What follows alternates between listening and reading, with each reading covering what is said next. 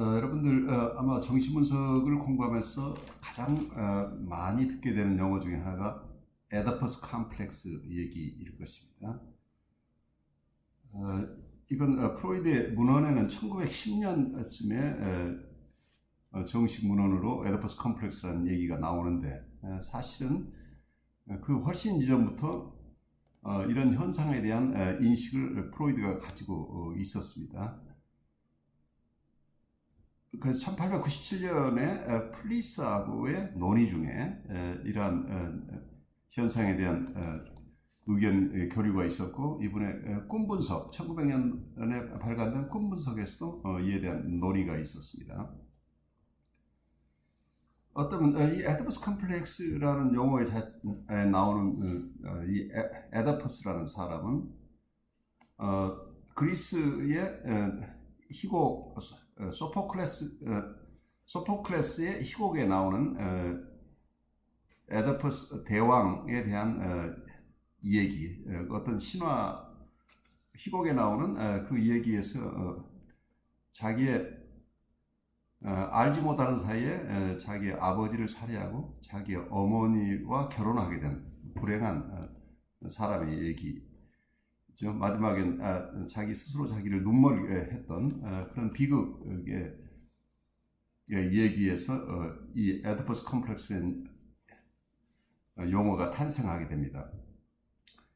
보통 아이들이 프로이드에 의하면 성발달 이론 쪽에서 볼 때 보통 2살에서 5살 사이에 아이들은 부분성애로부터 부분성애라고 하면 보통 아이들이 구강기나 어떤 학문기, 보통 오럴 혹은 에이널 페이스라고 할 때 그때 입주의나 학문주의에서 느끼게 되는 어떤 자극, 그 자극의 해소, 이런 어떤 부분, 이때 느끼는 어떤 성애적인 느낌을 부분성애, component sexuality라고 하는데, 이런 부분성애들이 점점 하나로 모아지는 이런 부분성애들이 모아져서 남근기쯤 되면, 보통 4세에서 5세쯤 되면 이게 통합하려는 움직임이 더 강화되겠죠.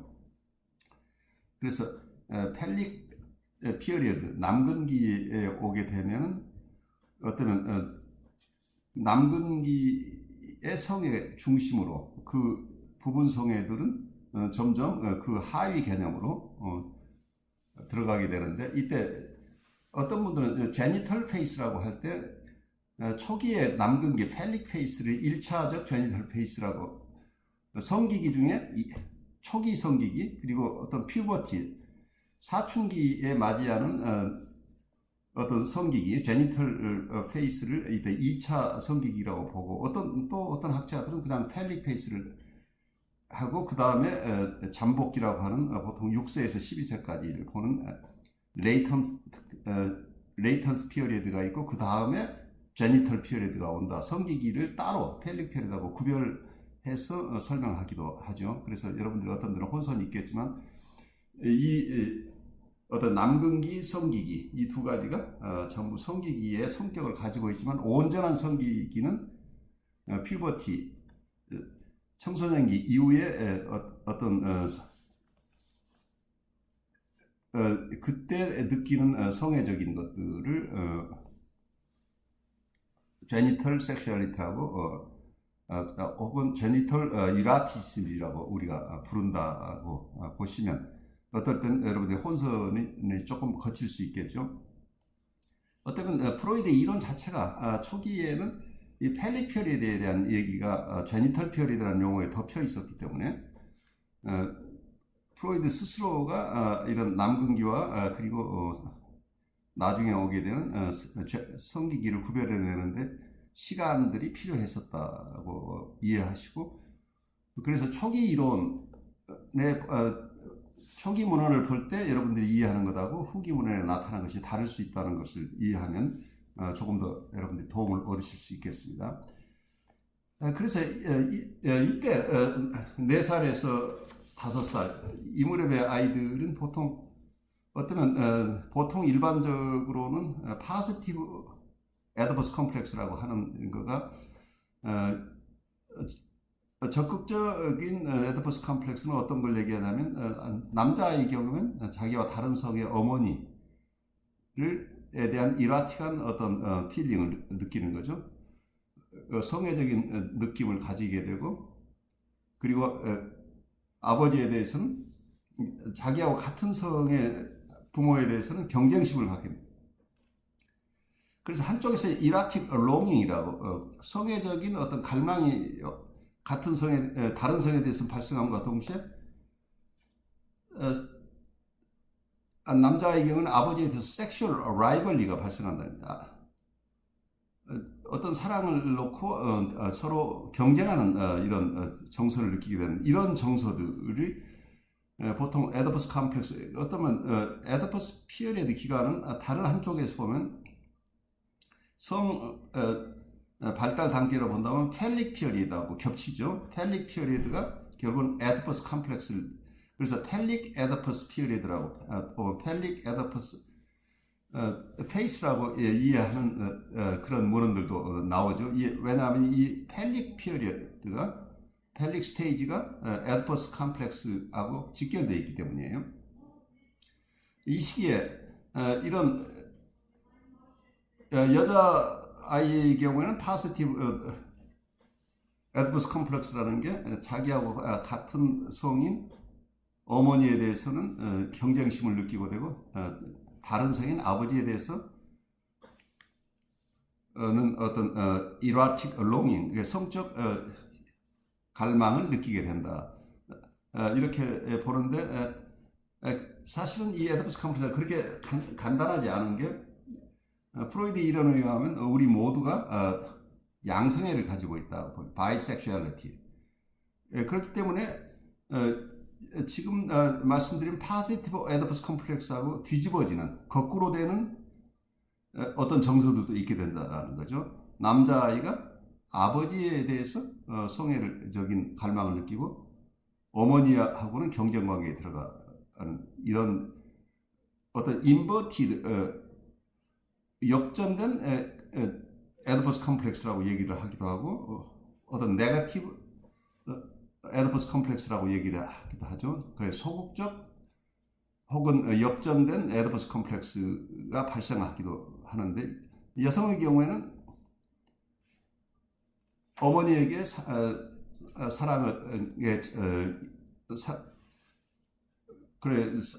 성애적 갈망을 느끼고 아빠에 대해서는 라이벌리, 섹슈얼 라이벌리를 느끼게 된다 하는 이런 상황, 이런 느낌들이 같이 겹친다는 거죠. 그런데 이 경우는 에더퍼스 컴플렉스가 다 해결됐을 때 어떤 결과가 올 것인가, 좀 더 남성적인 남성을 대상으로 하는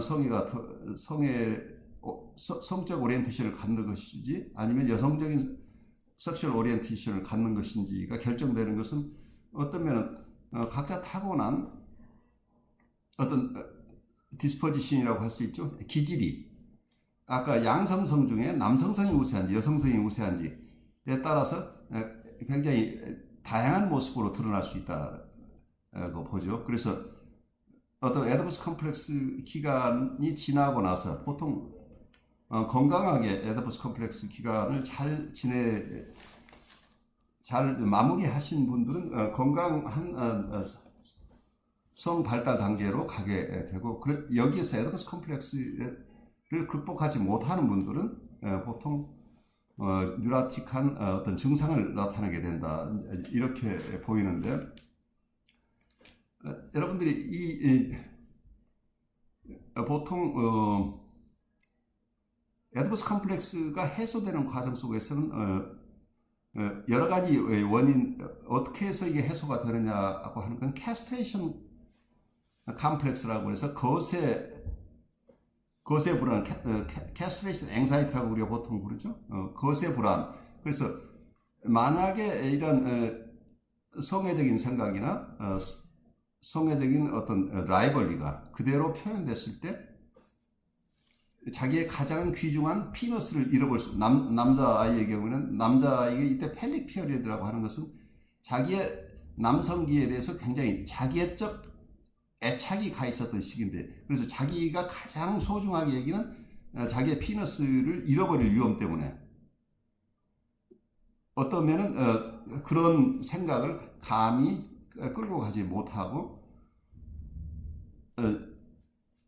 이때 보통 이런 성적인 이런 생각, 근친상간적인 생각을 완전히 없애버릴 수 있게 된다는 거죠. 그래서 이 에디퍼스 컴플렉스 기간에 느끼는 정서가 온전히 초기에는 프로이드는 그걸 그냥 마스터한다는 표현을 하기도 하고 억압한다는 개념을 썼는데 후기에 와서는 이때 온전하게 이런 에디퍼스 피리어드에 느꼈던 이런 정서들, 아이들이 겪었던 남근기 혹은 에디퍼스 피리어드에 겪었던 정서들이 온전하게 파괴된다, 디스트럭션 된다고 보고 있어요. 건강하게 이 과정을 거친 분들은. 근데 이걸 건강하게 거치지 못한 분들은 뉘라틱한 심텀으로, 신경증으로 남게 된다라고 보았습니다.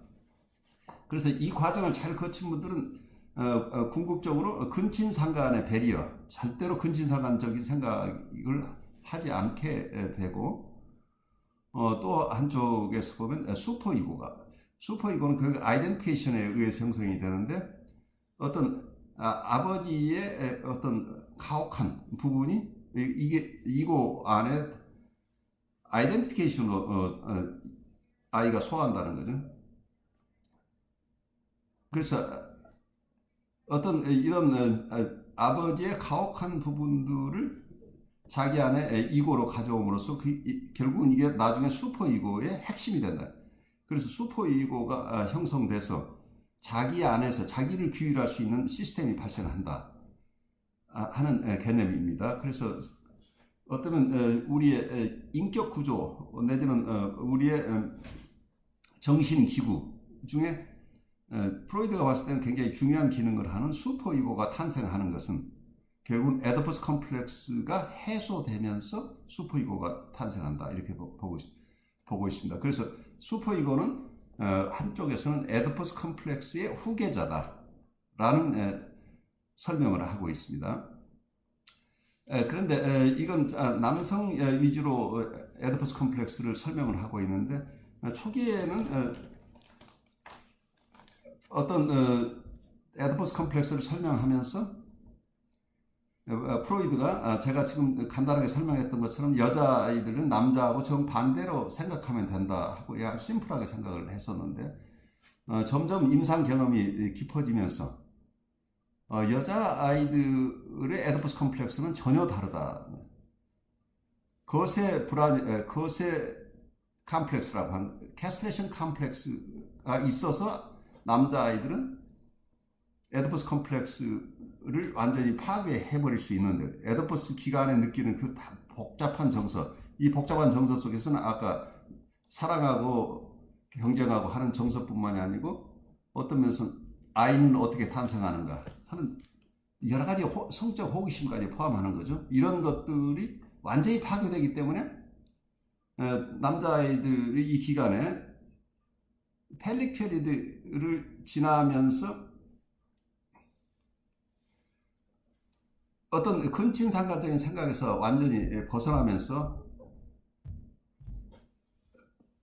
바로 잠복기로 들어가죠. 레이턴스 피리드로 들어간다. 그래서 어쩌면 성적인 어떤 활동들이 거의 스탑되는 상태, 거의 많이 감소하는 시기를 가지게 되는데, 이 레이턴스 피리드가 오는 것은 바로 에디퍼스 컴플렉스, 어떤 분들은 이걸 리프레션, 억압이 가능하기 때문이라고 보고, 또 프로이드 얘기로는 이 경우에는 후기 이론에 의하면 에디퍼스 컴플렉스 자체가 완전히 파괴된다. 그 당시에 그 시절에 가졌던 소망이나 이런 느낌들, 정서, 이런 것들, 욕망, 충동, 이것을 파괴해 버렸기 때문에 자연스럽게 레이턴스 피리드가 오게 된다고 이렇게 보고 있는데, 그래서 어쩌면 아이들이 학령기에 공부를 할 수 있는 게 바로 에디퍼스 컴플렉스라는 이런 복합적인 아이들의 정서로부터 벗어나기 때문에 공부를 할 수 있게 된다 보죠. 근데 여자 아이들의 경우에 그렇게 심플하지가 않고 나중 발견한 것으로 봐서는 아이들은 처음부터 여자 아이들이 바로 아버지에 대해서 에디퍼스 컴플렉스를 느끼는 게 아니고 초기에는 어머니 대상이 오랫동안 애착 대상이 이라틱한 롱잉의 대상이 어머니로 남아있다가 나중에야 아버지로 옮겨간다 하는 개념이고 캐스트레이션의 위협, 거세 위협이라는 게 여자아이는 이미 자기가 여자로 태어난 것 자체가 피너스가 없는 상태로 태어났기 때문에 클리토리스만 가지고 있다고 하는 것 자체가 자기는 이미 거세됐다는 이런 상황이 되기 때문에 그것 자체로 에디퍼스 컴플렉스가 해소되는 게 아니고 오히려 이러한 캐스트레이션 어떤 컴플렉스라는 것 자체가 오히려 에디퍼스 컴플렉스를 이제 가져오게 된다는 거죠. 오히려 에디퍼스 컴플렉스를 아이들이 느끼게 되는 과정의 시작이라고 봅니다. 그렇기 때문에 여자아이들의 경우에는 어쩌면 에디퍼스 컴플렉스가 파괴된다고 하는 게 굉장히 늦게 일어나는 현상이에요. 그래서 그만큼 어쩌면 프로이드가 봤던 것은 남자아이들은 프로이드의 후기 이론에 의하면 남자아이들은 바로 에디퍼스 컴플렉스가 파괴돼서 레이턴스 피리드로 그냥 가게 되는데 여자아이들의 경우에는 어떤 면에서는 에디퍼스 컴플렉스가 없어지는 게 아니고 에디퍼스 컴플렉스가 상당히 오랫동안 지속된다고 하는 거. 어쩌면 성인이 돼서도 건강한 사람에게도 에디퍼스 컴플렉스가 남아있을 수 있다고 보죠. 그런 점에서 슈퍼이고의 형성도 여성분들에게는 남성들과 같이 그렇게 빨리 일어나지 않는다고 봤던 이런 이론을 가지고 있어요. 그래서 페미니스트 입장에서 본다면 프로이드의 이론을 수용하기 굉장히 어려운 텐데 프로이드 입장에서는 남자와 여자의 처음에는 에디퍼스 컴플렉스를 아주 심플하게 서로 반대되는 봤다가 나중에 임상 경험이 늘어나면서는 남성들의 에디퍼스 컴플렉스하고 여성들의 에디퍼스 컴플렉스는 전혀 다르다 하는 지점까지 프로이드가 이해하게 됐어요.